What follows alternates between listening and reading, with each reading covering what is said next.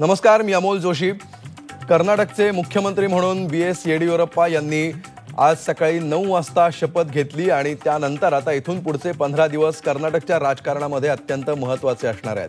सध्या अधिक महिना सुरू झालेला आहे आणि त्यामुळे अधिक महिन्यामध्ये वाण देण्याची पद्धत असते. त्यामुळे कर्नाटकमध्ये आता सत्तेचं वाण कुणाला मिळतं आणि हे वाण आपल्या पदरात पाडून घेण्यासाठी तीनही पक्ष कशा प्रकारे आपापल्या सगळ्या योजनांची अंमलबजावणी करतात, कशा प्रकारचे डावपेच आखले जातात, कशा प्रकारे घोडे बाजार इथून पुढे रंगतो हे बघणं महत्त्वाचं असणार आहे.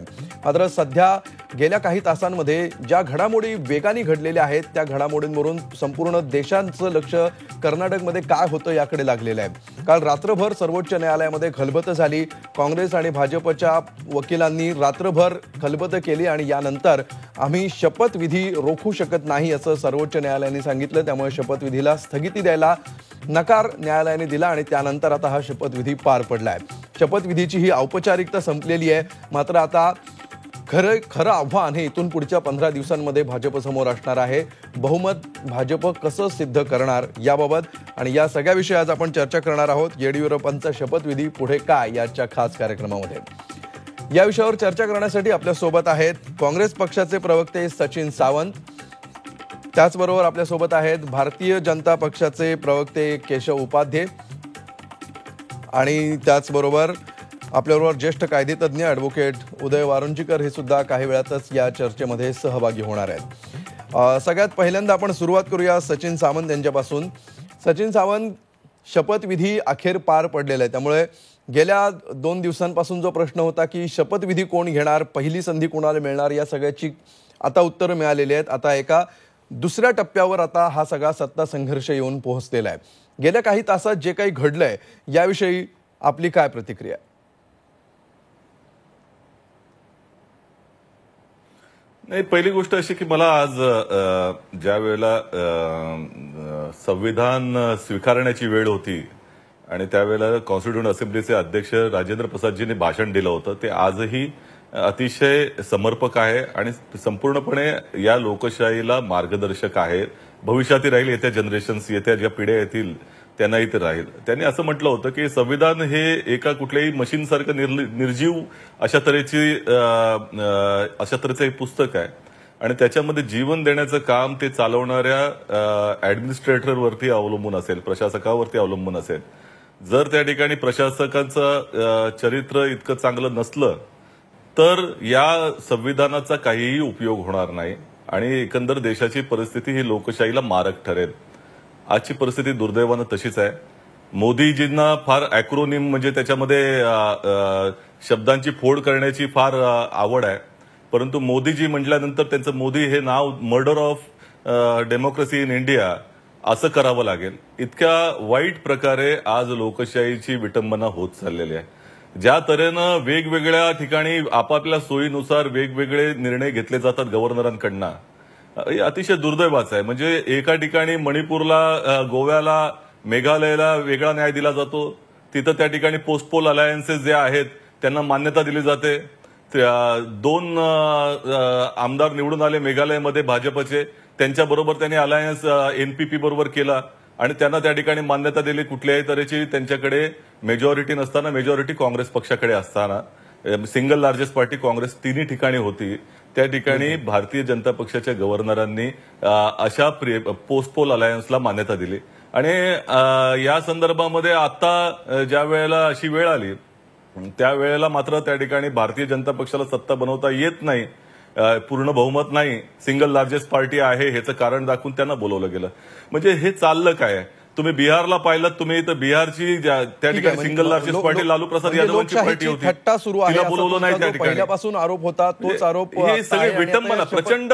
या शपथविधीनंतर तो आरोप तुमचा अधिक ठाम झालेला आहे, murder of democracy in India अशा प्रकारे मोदींचे फोड ते करतायत. केशव उपाध्ये, या सगळ्या टीकेकडे आपण कसं पाहता आणि कशा प्रकारे भाजप बहुमत सिद्ध करणार आहे या ठिकाणी आकड्यांचा सध्याचं गणित पाहता? फोडाफोडीशिवाय दुसरा काय पर्याय सध्या भाजप समोर दिसतो?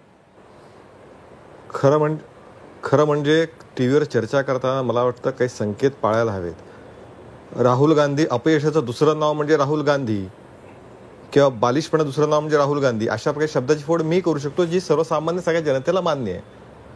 कारण 27-28 निवडणुका पराभूत झाल्यानंतर तो तसाच पर्याय शब्द राहतो, अपयशाला राहुल गांधी पर्याय शब्द. पण मला इतक्या खालच्या स्तरावर जाऊन चर्चा करायची नाही, कारण काही संकेत काही पाळतो मी, काही नीतिमत्ता पाळतो. कारण अशा प्रकारच्या खालच्या स्तरावर जाऊन शब्दिक फोड करणं, शब्दच्छल करण्यामध्ये मला रस नाही आहे. मुळामध्ये काँग्रेसने लोकशाहीची विटंबना करण्याचा आरोप करणं म्हणजे इतका दुसरा मोठा विनोद असण्याचं कारण नाही. मी त्याने आता 2-4 उदाहरणं दिली. ही उदाहरणं इतकी इलॉजिकल आहेत, तर्कशून्य, त्याला तर्काचा कोणत्याही प्रकारचा आधार नाही. मी अशी 50-100 उदाहरणं देतो इतिहासातली की ज्यांनी काँग्रेसने अशी अक्षरशः चेष्टा थोतांड मांडलं होतं. परवा झारखंडच्या निवडणुकीमध्ये काय झालं होतं, भारतीय जनता पार्टीचा सर्वात मोठा पक्ष होता तिथेही. त्यावेळी का नाही आठवलं तुम्हाला त्यावेळी भारतीय जनता पार्टीला बोलवावं? मुळामध्ये गोव्याचं उदाहरणे वारंवार देतात, 2-3 उदाहरणं वारंवार देतात. ती उदाहरणं फोल आहेत. गोव्याचं उदाहरण असेल किंवा ते साधारणतः बोंबई निकाल खटल्याचं उदाहरण देतात.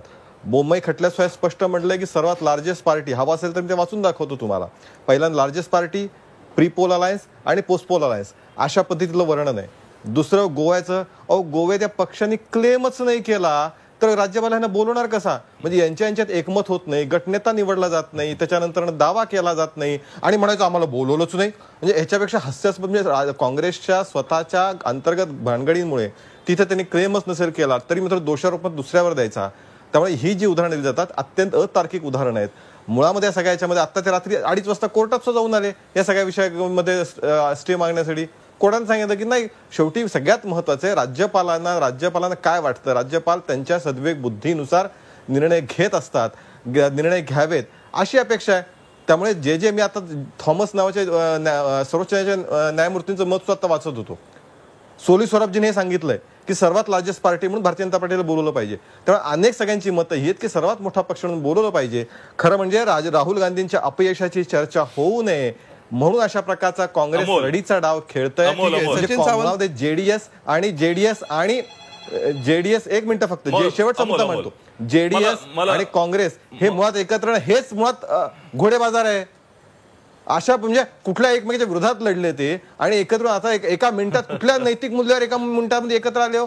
कुठली चर्चा झाली हो त्यांच्यामध्ये? ठीक आहे, कुठल्यामुळे ज्या काँग्रेसचा मुख्यमंत्री पराभूत झाला एका ठिकाणी अशा पद्धतीने चर्चा करी, हा हास्यास्पद दावा सगळा. ठीक आहे, सचिन सावंत, न्यायालयात जे झालं त्याविषयी देखील बोला. अमोल, पहिली गोष्ट नाही, मी बोलेन ना. पहिली गोष्ट की जे आता केशव उपाध्याय म्हणाले 50 उदाहरणं देतील, त्यांना 50 उदाहरणं देता आली नाहीत. पहिली गोष्ट मी तुम्हाला उदाहरणं देतो या संदर्भामध्ये. म्हणतात गोव्याच्या देखील त्या ठिकाणी कोर्टामध्ये, ऐका ना उपाध्याय, ऐका.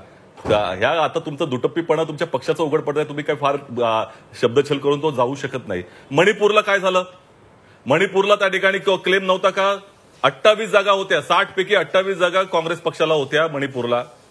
त्या ठिकाणी मेघालयाला काय झालं? मेघालयाला 21 जागा काँग्रेस पक्षाच्या होत्या आणि दुसऱ्या नंबरचा पक्ष एनपीपी होता 19 जागांमध्ये. त्यामुळे सिंगल लार्जेस्ट पार्टी तेव्हा होती की नाही? गव्हर्नरांनी बोलवलं का त्यांना?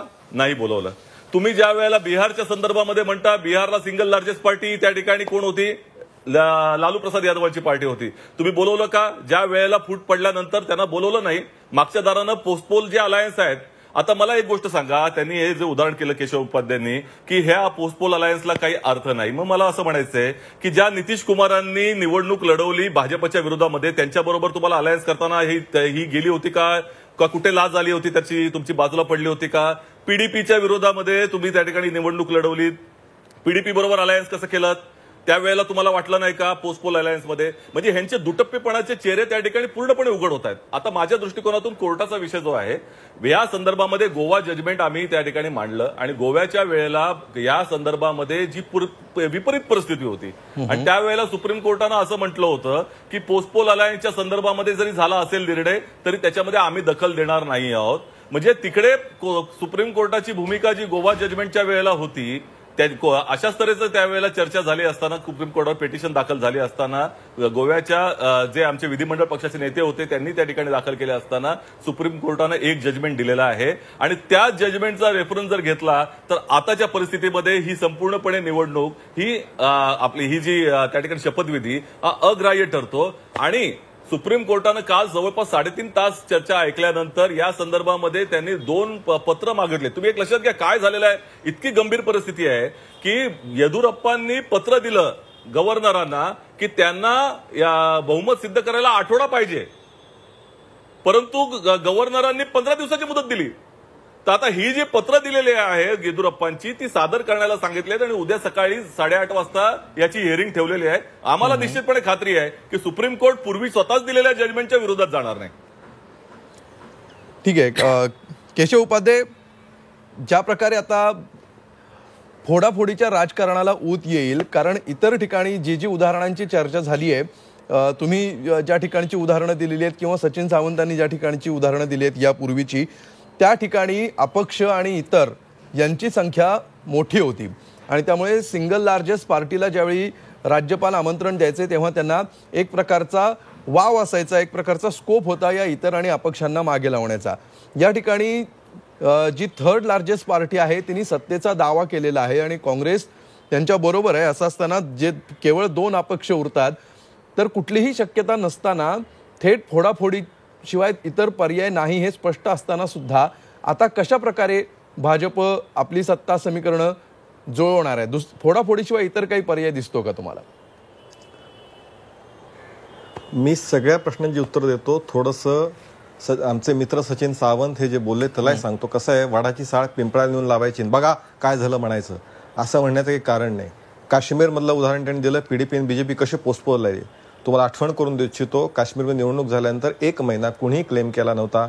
1 महिन्यानंतर दोन्ही पक्षामध्ये चर्चा झाल्यानंतरनं काही एक अजेंडा ठरला, त्याच्यानंतरनं इथं एकत्रित आले.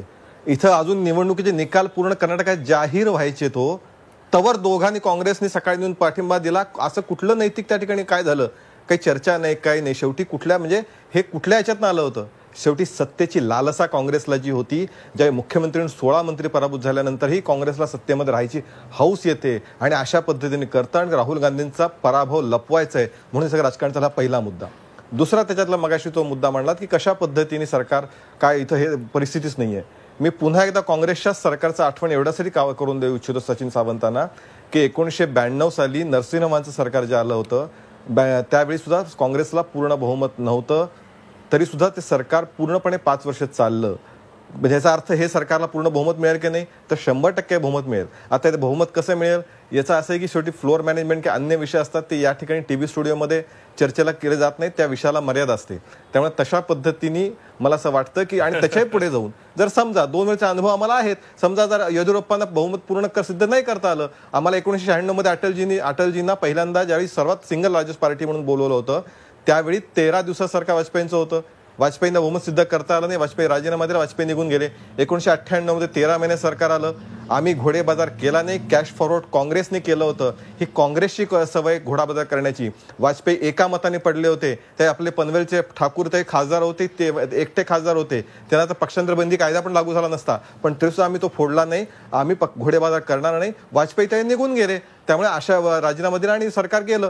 त्यामुळे या पद्धतीचा घोडेबाजार करण्याची काँग्रेसची सवय असेल जी वर्षानुवर्ष आपण पाहत आलेलो आहोत, ती भारतीय जनता पार्टीची नाही. लोकसभेत कॅश फॉरवर्ड काय झालं माहिती आपल्या सगळ्यांना. त्यामुळे भारतीय जनता पार्टीचं जर बहुमत येदियुरप्पा सिद्ध नक्की करतील आणि नाहीतर त्यांनाच पुन्हा एवढं रडायचं, एवढं आपल्या आमदारांना सगळं कारण काय? अटल बिहारी वाजपेयींनी जे भाषण केलं, जे कालपासून सगळीकडे ज्याचे संदर्भ येत आहेत, झी 24 तासनं आम्ही देखील ते दाखवलं, सगळीकडे सोशल मीडियामध्ये ते भाषण फिरतंय, तशीच वेळ येडियुरप्पांवर येईल पुढच्या 15 दिवसांनी असं आपल्याला वाटतं का तसंच भाषण करण्याची? प्रश्न असा आहे, काय मी भविष्यवेत्ता नाही, त्यामुळे तशी वेळ येईल की नाही हे येणारे 15 दिवसांनी ठरवेल. आता भारतीय जनता पार्टीला पूर्ण विश्वास आहे की भारतीय जनता पार्टी आपलं बहुमत त्या ठिकाणी सिद्ध करेल आणि त्यासाठी मी उदाहरणं पण त्यासाठी दिलेली. पण अगदीच यांचा विश्वास आहे, एवढं काय घट्ट नातं, यांचा अगदी एवढा दावा आहे, तर आठवड्याभराने थांबावं ना. आठवड्याभरामध्ये जे होईल ते स्पष्ट होईल. एवढी सत्तेची लालसा, एवढं काँग्रेसच्या राहुल गांधींचं अपयश लपवायची धडपड की ज्यातनं चर्चा सगळी दुसरीकडे गेली पाहिजे आणि राहुल गांधीचं अपयश चर्चा झाली नाही पाहिजे, बिलकुल धडपड काँग्रेस चालला. याविषयी आपण सचिन सावंतांना विचारूया. सचिन सावंत, जर तुमच्याकडे आणि जेडीएस कडे मिळून बहुमत आहे आणि तुम्हाला तुमच्या सगळ्या आमदारांवर जर पूर्ण खात्री आहे, तर हरकत काय आहे? हे सगळं सिद्ध होईलच ना आणि नंतर तुम्हाला सत्ता स्थापना करण्याची संधी मिळेलच ना.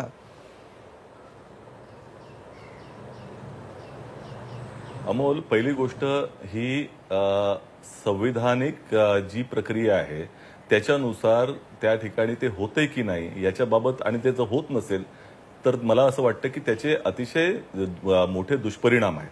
आणि भविष्यामध्ये अशाच तऱ्हेचे गव्हर्नर वेगवेगळ्या पद्धतीने निर्णय घ्यायला लागले आपल्या पक्षाला जसं पाहिजे तशा तऱ्हेनं, तर त्या दृष्टिकोनातून ही लोकशाही काही 70 वर्षाची राहणार नाहीये, ही अजून पुढच्या हजारो वर्षाच्या येत्या जनरेशन्समध्ये चालणार आहे आणि हेच संविधान चालणार आहे. त्यामुळे या संदर्भामध्ये एक लक्षात घेतलं पाहिजे की अशा जे काही प्रथा पडतात त्याचे अतिशय मोठे दुष्परिणाम असतात आणि ते भविष्यात अतिशय घातक होऊ शकतात.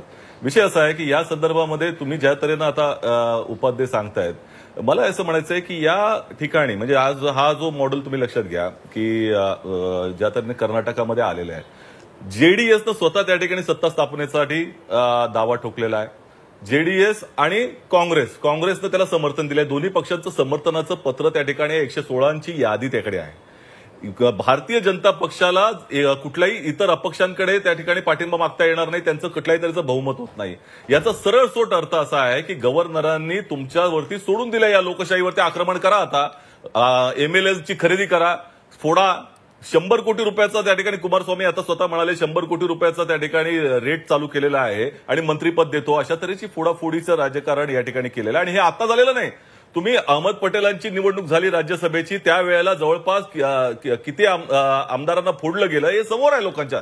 ठीक आहे. त्या त्रिपुरामध्ये 17च्या 17 इतर पक्षाचे त्या ठिकाणी घेऊन गेला नाही. अमोल, एकच गोष्ट, पालघरमध्ये काय झालेलं आहे तुम्ही पाहून घ्या. दुसऱ्या पक्षाचा उमेदवार त्यांनी आणला, एके ठिकाणी शिवसेनेचा उमेदवार भारतीय जनता पक्षात आहे म्हणून टाहो फोडायचा आणि दुसरीकडे त्या दुसऱ्या पक्षाचा घेऊन यायचा. म्हणजे नैतिकताचे ह्याची लक्तरं लोंबत चाललेली आहेत आणि यांना कुठल्याही तऱ्हेची त्या ठिकाणी तमा नाहीये. आणि वाजपेयी आणि मोदींमध्ये हाच तर फरक आहे. मोदी आल्यानंतर त्यांना चर्चा आपण अमोल करूया का? ते कशा तऱ्हेने चौकातलं भाषण आपण आणि लोकशाही कशा तऱ्हेने करतात. अहो, तुमचा तर्क नाहीये ना, तुमचं उघड पडतं केशवराव. या तऱ्हेनं तुम्ही वेगवेगळ्या ठिकाणी घेऊ शकत नाही. गोव्यामध्ये 3-4 पार्टीचा अलायन्स झाला, चौकातल्या गप्पा पार्टीचा अलायन्स तुम्ही मान्यता देता. काही दिवसांपासून जो महत्वाचा सचिन सावंत आणि केशव उपाध्ये आपण ही चर्चा पुढे घेऊन जाऊया. आपल्याबरोबर ऍडव्होकेट उदय वारुंजीकर आता या चर्चेमध्ये सहभागी झालेले आहेत, त्यांच्याकडे आपण जाऊया. वारुंजीकर सर, गेल्या काही दिवसांपासून आपण बघतो आहोत की कायदेशीर आणि नैतिक या दोन पातळींवर सगळ्या घडामोडी घडत आहेत. सगळ्या ज्या काही टीका टिप्पण्या होत आहेत, जे काही विश्लेषण होत आहे ते होत आहे. राज्यपालांनी नेमकं काय करावं, त्यांना घटनेत नेमकं काय म्हटलेलं आहे आणि त्याचा नेमका अर्थ कसा लावायचा, या सगळ्याच्या ज्या काही घडामोडी घटना घडत आहेत या ज्या महत्त्वाच्या आहेत की पहिल्यांदा कुणाला सत्ता स्थापनेसाठी बोलवावं, त्याच्याकडे तो बहुमत सिद्ध करेल याची खातरजमा राज्यपालांनी कशा प्रकारे करावी आणि आता काल न्यायालयात जे झालं, या सगळ्या घडामोडींचं विश्लेषण एक कायदेतज्ञ म्हणून आपण कसे कराल? माननीय सर्वोच्च न्यायालयाचा जो आदेश आहे तो आपल्या प्रेक्षकांना वाचून दाखवला तर त्याच्यामध्ये आता असं लक्षात येतं की जे दोन महत्त्वाचे दस्तऐवज आहेत की ज्याचा संदर्भ कर्नाटकचे जे माननीय राज्यपाल आहेत त्यांच्या आदेशामध्ये आहे, ते दस्तऐवज माननीय सर्वोच्च न्यायालयासमोर मांडले गेलेलेच नव्हते. ज्यावेळेस आपण एखादं प्रकरण तयार करून दाखल करतो त्यावेळेस त्या प्रकरणाच्या सोबत आपल्याला अनेक ॲनेक्स्चर्स, अनेक एक्झिबिट, कागद सादर करावे लागतात. पण हे 15 मेचे आणि 16 मेचे 2 कागद जोडले नव्हते म्हणून सर्वोच्च न्यायालयाचं निकालपत्र असं म्हणतंय की हे कागद आता पुढच्या तारखेला हजर करावेत असा आदेश दिलेला आहे. याचा अर्थ कदाचित असा होतो की ही सगळी तयारी ज्या वकील साहेबांनी तयार केलेली होती किंवा ज्या पक्षकारांनी केलेली होती त्या याच्यामध्ये हे 2 कागद ते जोडायचं विसरून गेले. ज्यावेळेस ही अशा हातगाईची लढाई असते की ज्यावेळेस 1-1 मिनिट किंवा 1-1 तास हा संपूर्ण चित्र बदलत असतो, त्यावेळेस अशा प्रकारचे दस्तऐवज घरी विसरून येणं किंवा ते त्या पिटिशनला न जोडणं ही एक मोठी चूक ठरू शकते. कदाचित काय होऊ शकलं असतं की हे दस्तऐवज आम्ही जोडू शकलो नाही कारण अतिशय घाईघाईमध्ये पिटिशन केलेलं आहे, जे याचिका तयार केली त्याला वेळ कमी होता, पण हे आता तुम्ही बघावेत असं अक्रॉस द टेबल युक्तिवादाच्या वेळेस देणं शक्य होऊ शकलं असतं, ते सुद्धा घडलेलं दिसत नाहीये. याचा अर्थ काय घडलाय? याचा अर्थ असा झाला की सकृतदर्शनी हे कागदपत्र जे जोडायला पाहिजे होते ते न जोडल्यामुळं सर्वोच्च न्यायालयानं या प्रकरणाची उद्याच्याला सुनावणी ठेवली. प्रकरण निष्कर्ष नंबर 2, निकाल वाचल्यानंतर लक्षात येतं ना सगळ्यांना नोटिसा, आगाऊ सुनावणीच्या नोटिसा देणं हे शक्य होतं, परंतु आणि म्हणून त्या प्रतिवादींच्या बाजू ऐकल्यासाठी त्यांना नोटिसा इश्यू कराव्या लागल्या. जर केंद्र सरकारला आपण नोटीस दिलेली आहे, त्यांचे वकील हजर आहेत, जे भारतीय जनता पक्षाच्या वतीनं जे वकील हजर झाले होते ते वकील हजर आहेत, मग उरलेले जी 2 लोक आहेत त्या लोकांच्या संदर्भामध्ये नोटिसा काढाव्या लागल्या, कारण त्यांना याचिकाकर्त्यांनी नोटिसा आगाऊ सूचना दिलेली नाही आहे. म्हणजे मग याचा अर्थ असा झाला की जी कोर्टाच्या बाहेर जी काही तयारी व्हायला लागते ती तयारी जरी पुरेशी झालेली असं वाटलं तरी न्यायालयामध्ये जाण्याच्या वेळेस ही जी कायदेशीर प्रक्रिया आहे ती पूर्ण व्हायला पाहिजे होती. जर ज्यांच्या विरुद्ध तुम्हाला आदेश करायचा आहे त्यांना जर तुम्ही नोटीस दिलेली नसेल तर माननीय सर्वोच्च न्यायालय नोटीस इश्यू करणार. त्यामुळे मला असं वाटतं की सकृतदर्शनी पुरेशी तयारी न करता किंवा पुरेशी जी काही एकूण पूर्वतयारी असते ही तयारी न करता ही याचिका चालवली गेली असं वाटतंय. आता उद्याच्याला काय होण्याची शक्यता आहे अशा प्रकारचा प्रश्न आपल्या प्रेक्षकांच्या मनात असू शकतो. सर्वोच्च न्यायालयाच्या निकालपत्राचा एक परिच्छेद असा म्हणतो की आम्ही या शपथविधीला स्थगिती देणार नाही, पण जर शपथविधी झाला तर तो शपथविधी या याचिकेमधील पुढील आदेशांवरती अवलंबून राहील. याचा अर्थ ही याचिका 14 तारखेला आता दुरुस्त करावी लागेल, कारण दरम्यानच्या कालावधीमध्ये शपथविधी झालेला आहे. मग शपथविधी जर झालेला असेल तर ती याचिका दुरुस्त करायची म्हटल्यानंतर साहजिकच याच्यात परत वेळ जाणार आहे. मग कोर्टाचा लास्ट या आदेशामधली शेवटची ओळची म्हणते दरम्यानच्या कालावधीमध्ये आपापल्या प्रतिवादींनी आपापलं उत्तर सादर करावं. परंतु आता उत्तर सादर केलं जाणार नाही, कारण फार सोपं आहे की आता याचिका दुरुस्त करावी लागेल.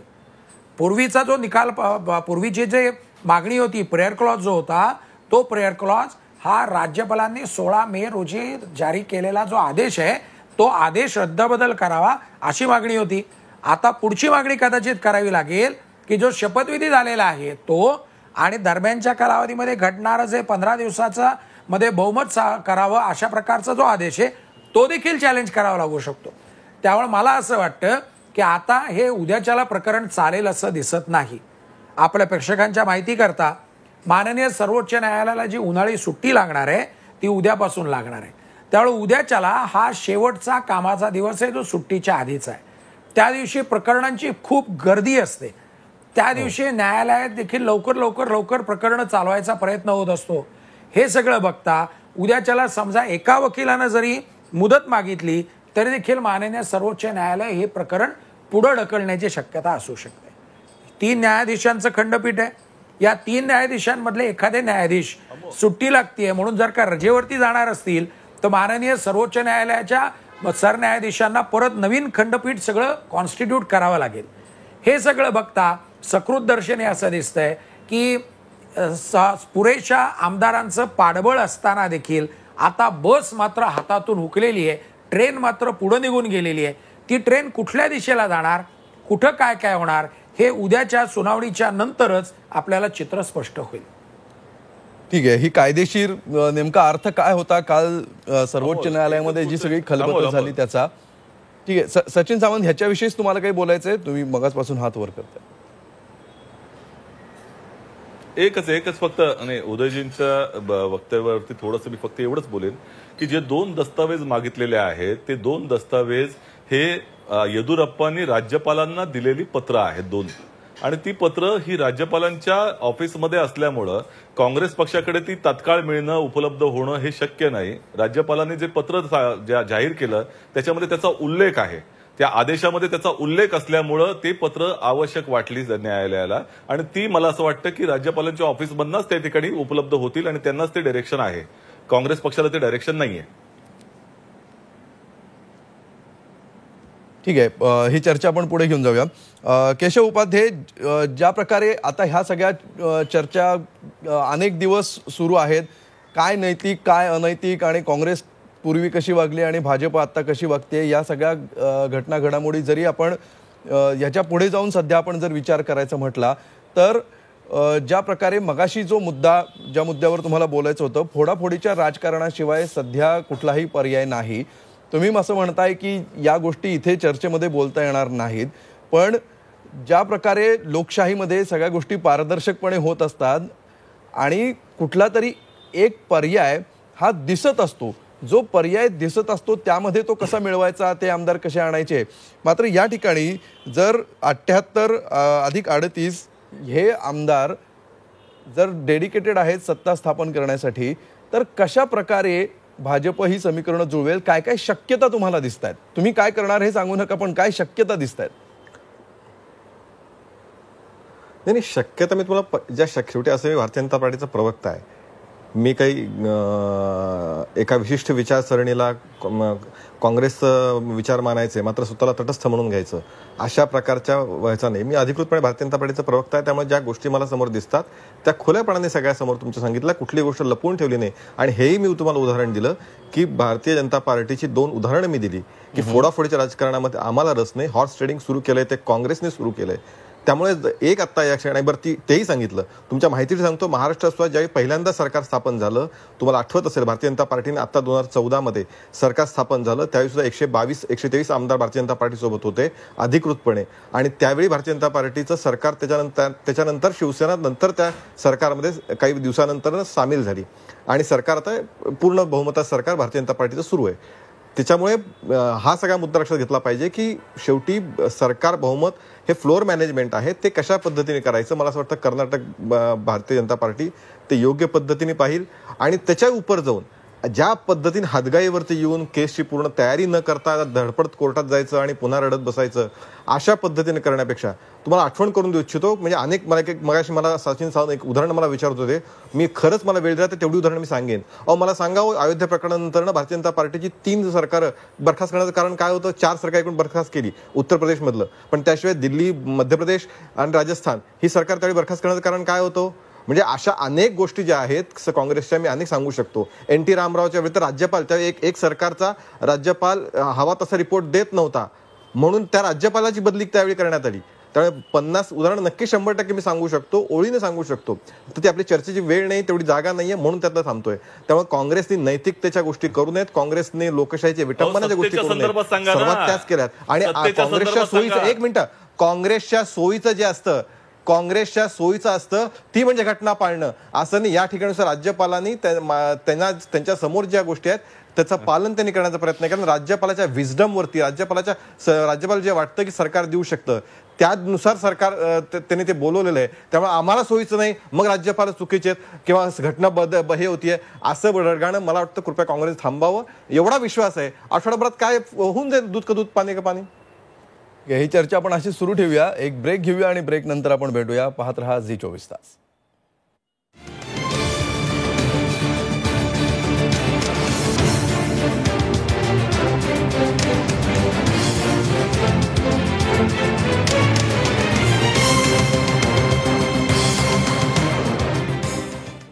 येडियुरप्पांचा शपथविधी झाला, आता पुढे काय याविषयी आपण चर्चा करतो आहोत. या चर्चेमध्ये काँग्रेसचे प्रवक्ते सचिन सावंत, भारतीय जनता पक्षाचे प्रवक्ते केशव उपाध्ये आणि त्याचबरोबर ज्येष्ठ कायदेतज्ञ ॲडव्होकेट उदय वारुंजीकर सध्या आपल्यासोबत आहेत. वारुंजीकर सर, आता इथून पुढे कुठल्या कुठल्या निकषांवर हा सगळा सर्वोच्च न्यायालय काय निर्णय देतं हे अवलंबून राहील? कारण सर्वोच्च न्यायालयाने जे म्हटलं की राज्यपालांच्या निर्णयाविषयी न्यायालय काहीच बोलू शकत नाही, मात्र हा निर्णय योग्य होता का, तो जस्टिफाईड होता का, हे कुठल्या पातळीवर, कुणाच्या पातळीवर हे जस्टिफाय व्हावं लागेल, काय काय निकष आता याबाबत निर्णय घेताना लावले जातील? सर्वात पहिली आपल्या प्रेक्षकांना जरा माहिती दिली पाहिजे की सर्वसाधारणतः राज्यपालांना नावानिशी कोणत्याही प्रकरणामध्ये पार्टी करता येत नाही. त्यांना एक इम्युनिटी आहे, त्यांना एक थोडक्यात एक संरक्षण आहे. परंतु त्यांचे जे निर्णय असतात ते निर्णय हे राज्यघटनेच्या चौकटीमध्ये न्यायालयात चॅलेंज केले जाऊ शकतात. याला आपण राज्यघटनेच्या चौकटीमधला चेक अँड बॅलन्स अशी एक थिअरी म्हणतो.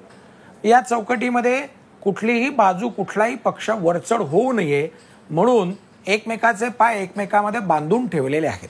कारण लोकशाही जर चालवायची असेल तर लोकशाहीच्या दृष्टिकोनातून विचार केला तर कुठलाही एक स्तंभ हा वरचढ होता कामा नये म्हणून ह्या चेक अँड बॅलन्सची थिअरी आली.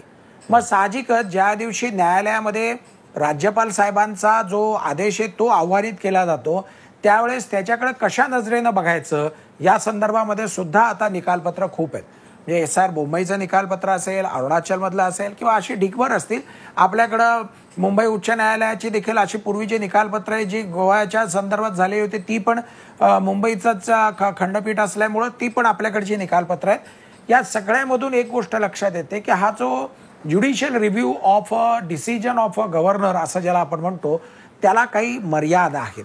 मग काय मर्यादा असू शकतात की हा सकृतदर्शनी डिस्क्रिशनरी जो रिलीफ आहे तो डिस्क्रिशनरी रिलीफ हा अतार्किक गोष्टीनं केला आहे का, म्हणजे ज्याला अनरिझनेबल, किंवा कुणाला आर्बिट्ररी म्हणजे मनमानी पद्धतीनं केला आहे का, किंवा त्याच्यामध्ये कुणाला तरी झुकतं माप देऊन काहीतरी केलं आहे का, कुठल्या तरी नको त्या मुद्द्यांबद्दल लक्ष देऊन केलेलं आहे का, किंवा कुठल्या तरी त्रयस्थ व्यक्तीच्या सांगण्यावरून, या आजकालच्या वर्तमानपत्रामधल्या आणि आपल्या चॅनलवरती रिमोट कंट्रोल सारखं जे म्हणतो ना, तशा प्रकारचं कुठल्या तरी त्रयस्थ व्यक्तीच्या सांगण्यावरून राज्यपाल महोदयांनी हा आदेश केला आहे का, असे विविध मुद्दे त्याच्यामध्ये येऊ शकतात.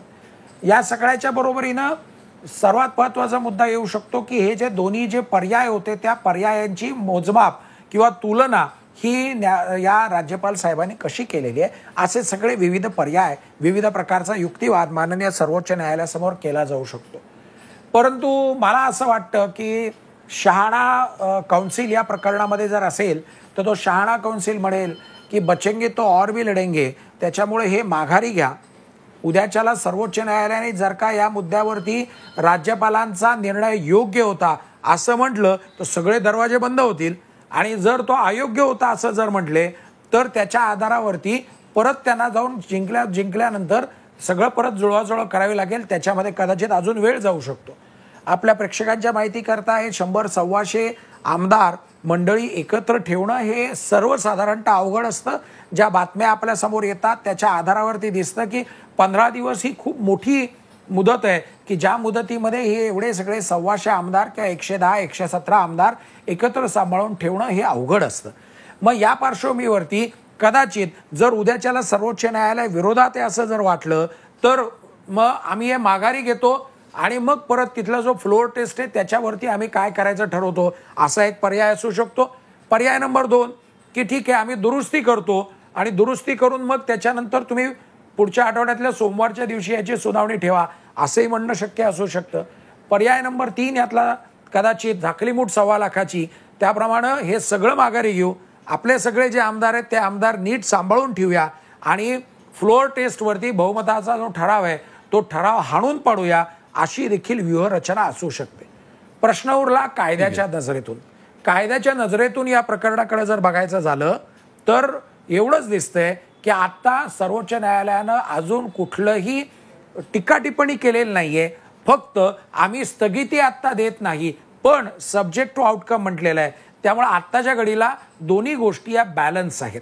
उद्याच्या दिवसात काय काय नवीन घटना घडतायत आणि त्याच्या आधारावरती काय प्यादी कशा प्रकारे मांडणी केली जाते, कशा प्रकारे युक्तिवाद केला जातो, कशा प्रकारे त्याच्यात चाली रचल्या जातात, याच्यावरती उद्याचं चित्र ठरू शकेल. अन्यथा आत्ताच्या घडीला एवढंच दिसतंय हे प्रकरण लांबलं तरी चालेल पण जो शपथविधी आहे that is made subject to outcome of the petition. म्हणजे शपथविधी झाला ठीक आहे पण हे प्रकरणामध्ये जर जिंकले तर तो शपथविधी रद्दबदल होऊ शकतो. त्यामुळे अशी आधांतरी व्यवस्था आहे. ही आधांतरी व्यवस्था ही लोकशाहीच्या दृष्टिकोनातून किंवा राज्यघटनेच्या चौकटीत फार दिवस ठेवता कामा नये. एखाद दुसरा दिवस, 2 दिवस, 4 दिवस ठीक आहे. त्यामुळं जास्तीत जास्त आपण असं अपेक्षा गृहीत धरूया की किमान पुढच्या आठवड्यात का होईना पण या प्रकरणाचा अंतिम निकाल लागावा अशी आपण अपेक्षा व्यक्त करूया. सचिन सावंत, ही सगळी कायदेशीर प्रक्रिया होईल आणि त्यानंतर ज्याच्याकडे संख्याबळ असेल त्याचं सरकार त्या ठिकाणी स्थापन होईल, हे सरळ साधं गृहीतक असताना काँग्रेसनी एवढा राजकीय आकांड तांडव करण्याची गरज काय आहे असाही प्रश्न याच्यामध्ये एक विचारला जातो आहे. काँग्रेसला आपले आमदार सुरक्षित राहणार नाहीत, आपले आमदार फुटतील अशी भीती वाटतेय का? रेड्डी ब्रदर्सनी काँग्रेसचे 2 आमदार फोडले अशी देखील बातमी आहे. कालपासून ह्या बातमीवर जोरदार चर्चा होतीये. त्याच्यामुळे पहिली संधी मिळाली नाही तर आपली संधीच निघून जाईल कारण आपल्याकडे आपले आमदार राहणार नाहीत अशी भीती काँग्रेसला वाटतेय का? नाही, पहिली गोष्ट अशी की भारतीय जनता पक्षाकडनं कुठल्याही नैतिकतेची अपेक्षाच नाही, कारण या देशामध्ये नीतिमत्तेच्या आधारे सत्ता चालवावी असं त्यांचं काही मत नाही. त्यामुळे सत्तेसाठी काहीही करायला ते तयार आहेत, याच्यात काही शंका नाही. पण सचिन सावंत नैतिकतेची चाड काँग्रेसला असेल तर काँग्रेसचे आमदार फुटणार नाहीत, हे पण तितकंच सत्य आहे की कॅश फॉर वोट. नाही, एक लक्षात घ्या, पहिली गोष्ट अशी आहे की ज्या वेळेला 8 दिवसाची मुदत येदियुरप्पा मागतायत, गव्हर्नर त्यांना 15 दिवसाची मुदत देत आहेत. 15 दिवसाची आवश्यकता नाही, उलट गोव्यामध्ये जर बघायचं झालं तर कोर्टानं 3 दिवसाची मुदत दिली होती त्या संदर्भामध्ये. विषय असा आहे की या संदर्भामध्ये का दिलं गेलं, तर याचा अर्थ असा आहे की संपूर्णपणे तुम्ही साम दाम दंडभेदानं त्या ठिकाणी लोकांच्या वरती, आमदारांवरती सोडलं जावं. म्हणजे ज्या तऱ्हेनं गुजरातमध्ये आपण पाहिलं की अहमद पटेलांच्या निवडणुकीच्या वेळेला की पोलीस फोर्स पासून त्या सगळ्या फोर्सेसचा उपयोग त्या ठिकाणी केला गेला. सचिन सावंत सगळ्या त्या ठिकाणी सचिन सावंत ठीक आहे, आपण ह्या विषयावर आपण बोललेलो आहोत मागच्या भागामध्ये, कशा प्रकारे फोडाफोडीचं राजकारण होऊ शकतं, या सगळ्या शक्यता होतील असंही एक वेळ आपण गृहीत धरूया. पण जर काँग्रेसचे आमदार डेडिकेट असतील, पक्ष विचारांशी प्रामाणिक असतील तर ते फुटणार नाहीत. मग कुठलीही रणनीती वापरली तरी त्याची काँग्रेसनं काळजी करण्याची गरज काय? नाही, पहिली गोष्ट अशी की ज्या निकाल गव्हर्नरांनी दिलेला आहे तो निकाल हा कायदेशीर दृष्टिकोनातून बंधनकारक आहे असं मानण्याचं कारण नाही. उत्तराखंड आणि अरुणाचलच्या या दोन्हीच्या परिप्रेक्षामध्ये त्यावेळेच्या निवडणुकांची आणि त्यावेळेच्या परिस्थितीनुसार निकाल बदलले गेलेले आहेत. हायकोर्टाने एक निकाल दिला होता, सुप्रीम कोर्टानं तो त्या ठिकाणी रद्दबातल देखील ठरवला होता. त्यामुळे न्यायिक प्रक्रिया कायदेशीर पातळी ही वेगळी बाब आहे आणि त्या गोष्टी ती प्रक्रिया होतच राहील. त्यामुळे हा विचारतच नाहीये मी सचिन सावंत तुम्हाला, त्याच्यात चूक नाही ना, त्याच्यात चूक नाही. अमोल, मला बोलायचंय.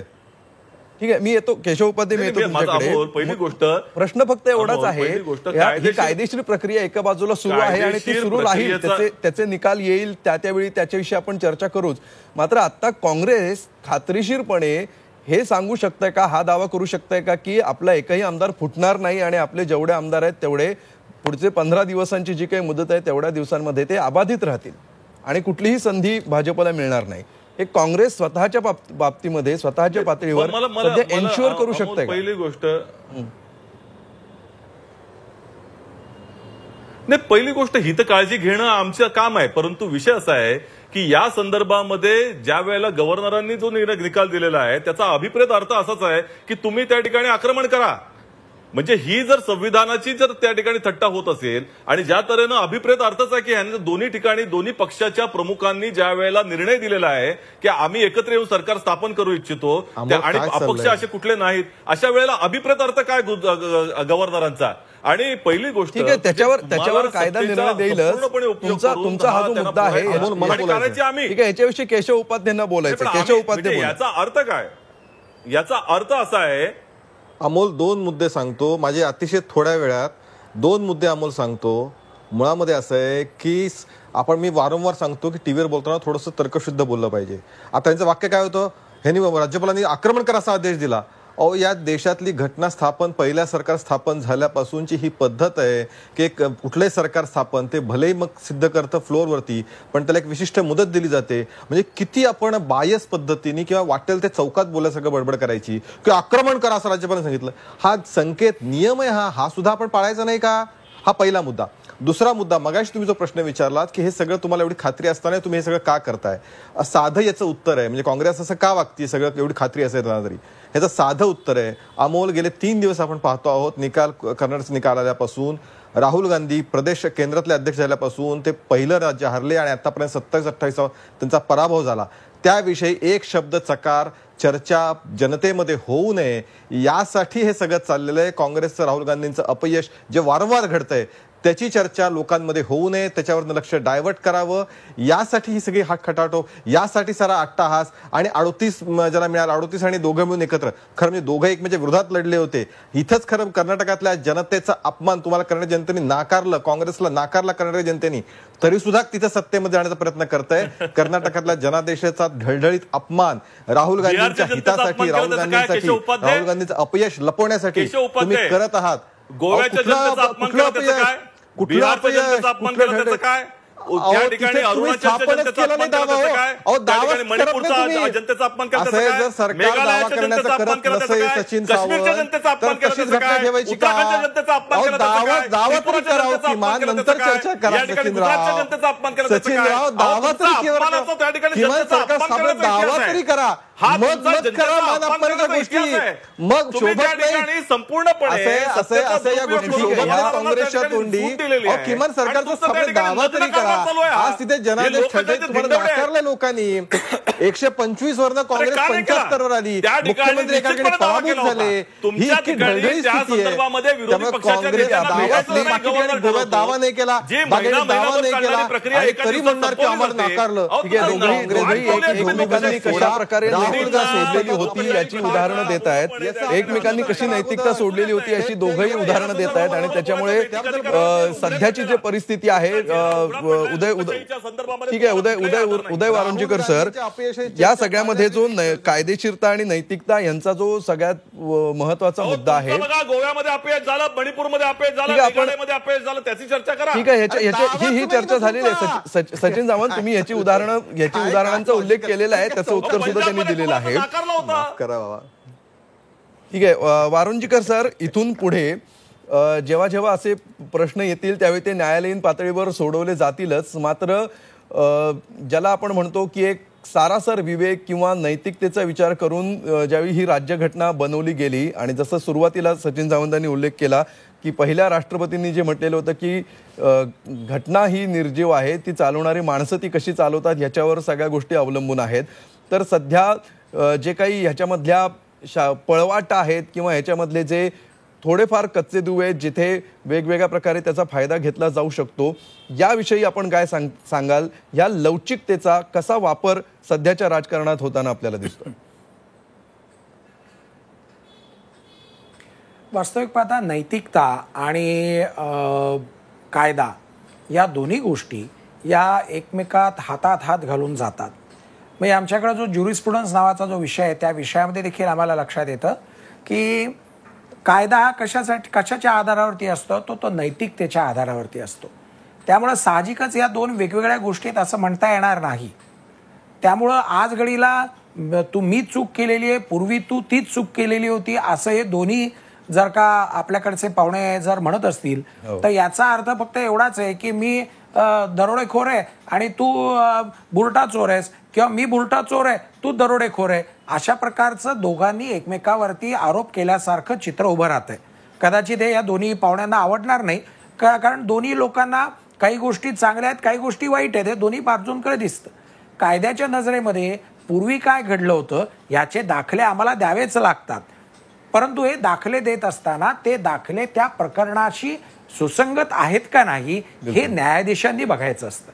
म्हणजे हे जे आपले जे दोन्ही आजचे पाहुणे आहेत त्यांनी जी वेगवेगळी भूतकाळातली उदाहरणं दिली, मग या राज्यामध्ये हे घडलं, त्या राज्यामध्ये ते घडलं, इथं अमुक घडलं, तिथं तमुक घडलं, ही सगळी उदाहरणं न्यायालयामध्ये सुद्धा सादर केली जातात, ज्याला आम्ही सायटेशन्स म्हणतो. जे पूर्वी काय घडले, पूर्वीचे निकालपत्र सादर करत असतो, त्याच्या आधारावरती आम्ही युक्तिवाद तयार करत असतो. तो युक्तिवाद, ते निकालपत्र हे घटनाक्रमाला योग्य आहे का नाही एवढं न्यायालयानं बघणं अपेक्षित असतं. कदाचित एक मला असं वाटतं की उद्याच्याला 15 दिवसाची जी मुदत दिलेली होती ती मुदत कमी करावी, अशा प्रकारचा सुद्धा एक युक्तिवाद होण्याची शक्यता आहे. आणि जो आजपर्यंतचा जो ट्रेंड आहे तो बघता 15 दिवस हे योग्य आहेत का नाही हा युक्तिवाद जर झाला तर मला असं वाटतं कायद्याचा विद्यार्थी म्हणून की माननीय सर्वोच्च न्यायालय ही मुदत कमी करण्याची देखील शक्यता असू शकते. हा कदाचित एक उद्याच्या बाबतीमधले असणारं जे एक थोडंसं माझी जी अपेक्षा आहे ती मी व्यक्त केली.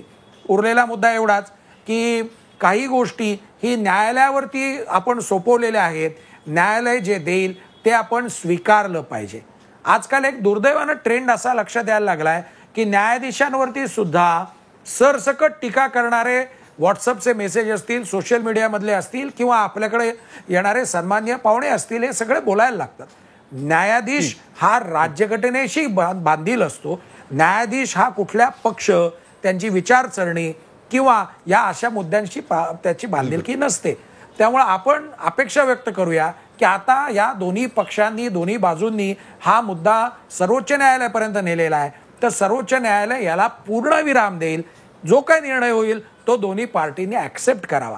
तो कदाचित या बाजूला लागेल, कदाचित त्या बाजूला लागेल. बिलकुल. काय- मी मगाशी जसं म्हटलं तसं बचेंगे ते और भी लढेंगे असं म्हणून हे माघारी घेऊन फ्लोअर टेस्टला सामोरं जाण्याची शक्यता असू शकते. ठीक आहे, काय निर्णय लागतो हे आपल्याला बघावं लागेल. तूर्त या चर्चेमध्ये सहभागी झाल्याबद्दल तीनही मान्यवरांचे मी आभार मानतो. आपण प्रत्यक्षात जर बघितलं तर राज्यघटना मोठी आहे. काँग्रेस असो, भाजप असो किंवा इतर कुठलाही पक्ष असो, या सगळ्यापेक्षा हा देश मोठा आहे, राज्यघटना मोठी आहे आणि त्याच्यामुळे न्यायालय आता काय निकाल देतं याकडे सगळ्यांचं लक्ष असणार आहे.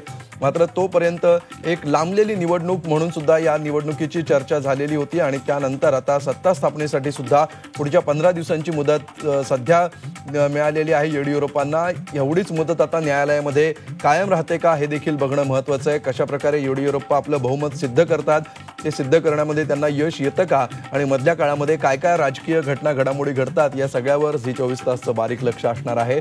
त्यावेळी त्याविषयीची माहिती आणि चर्चा आपण करतच राहू. या चर्चेमध्ये यानंतर आम्ही आपला निरोप घेतोय. ताज्या बातम्यांसाठी पाहत रहा झी 24 तास. रहा एक पाऊल पुढे.